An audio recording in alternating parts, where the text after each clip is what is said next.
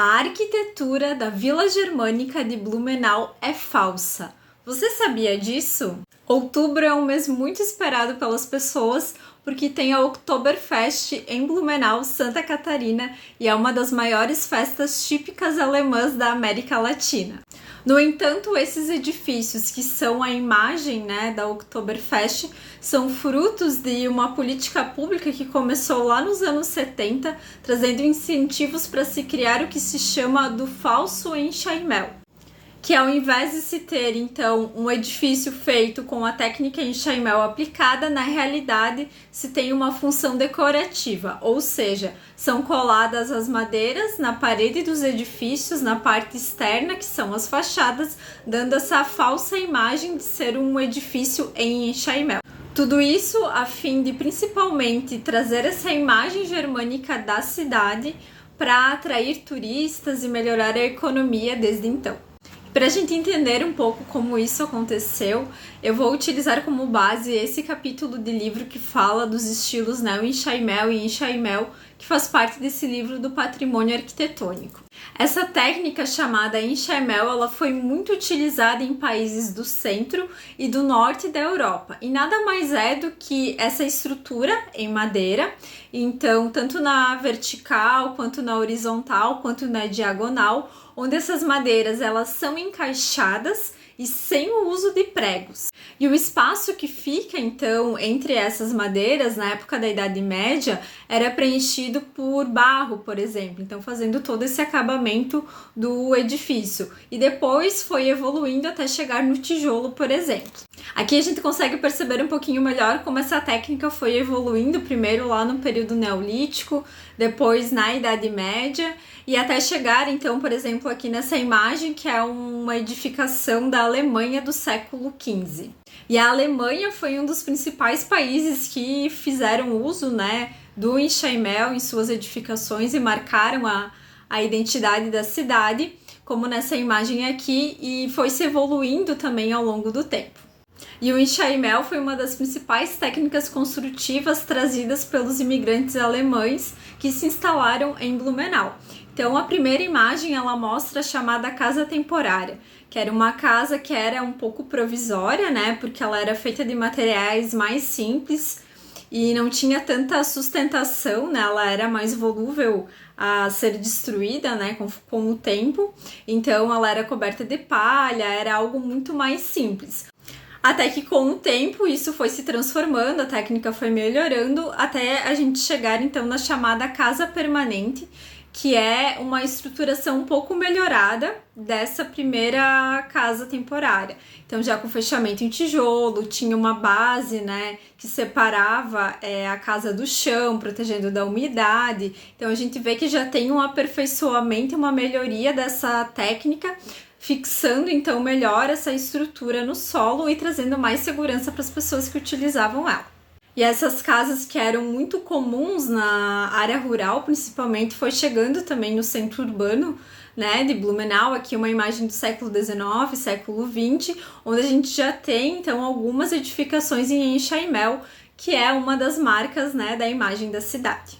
E essas edificações, então, elas foram se transformando também, recebendo outros elementos. Então, a gente percebe que vai acontecendo adaptações, Então, às vezes, algumas ampliações, telhados diferentes. Então, tudo isso foi evoluindo conforme as necessidades, das famílias e das pessoas que moravam na região.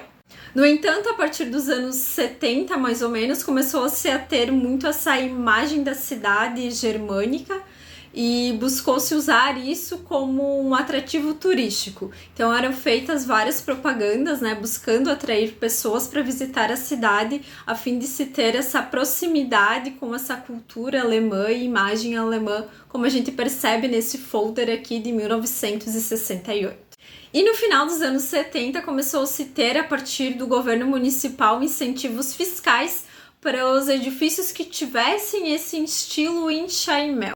Assim, na área central da cidade começou-se a observar uma proliferação de edificações nesse estilo falso Enxaimel, porque na realidade o que acontecia eram edificações normais, edifícios normais, que recebiam então essas madeiras coladas na fachada para trazer essa imagem do enxaimel, que na realidade é apenas decorativo nesse caso. Justamente porque ele não tem aquela função estrutural que eu mostrei anteriormente, né, nas primeiras edificações, onde a estrutura de madeira ela suporta o edifício e estrutura ele. Então ela simplesmente tem essa função decorativa. Então é só um fachadismo que a gente chama, porque são só elementos que são colados na fachada, trazendo essa imagem, né, que remete ao enxaimel, mas que na realidade é um falso enxaimel. E alguns exemplos de edifícios, né, que marcam essa imagem da cidade são justamente o Castelinho e a Prefeitura Municipal. Inclusive, esse falso enxaimel ele é tema de pesquisas e artigos em diversas universidades, como essa imagem da esquerda também é uma capa de um artigo que investiga e trata sobre esse assunto. Então, todas essas políticas transformaram essa imagem de Blumenau, principalmente da parte central da cidade, com essa imagem germânica. E um exemplo mais recente disso é a Vila Germânica, que foi construída por volta de 2006, justamente nesse estilo do falso enxaimel. Então, são edificações normais, né, que tem esse telhado diferente, que também remete a essa identidade alemã, mas em questão de estrutura, essas madeiras que estão nas fachadas desses edifícios são simplesmente coladas, né? Foi criado, então, justamente esse cenário, né, um cenário decorativo que a gente chama, para trazer essa imagem, né, da cidade que marca justamente tanto Blumenau quanto a Oktoberfest. Enquanto isso, na Alemanha, essa técnica foi evoluindo ao longo dos anos. Aqui nós temos imagens, né, de casas construídas com a técnica do enxaimel, que agora utiliza estruturas metálicas, por exemplo, fechamento em vidro, em tijolo orgânico.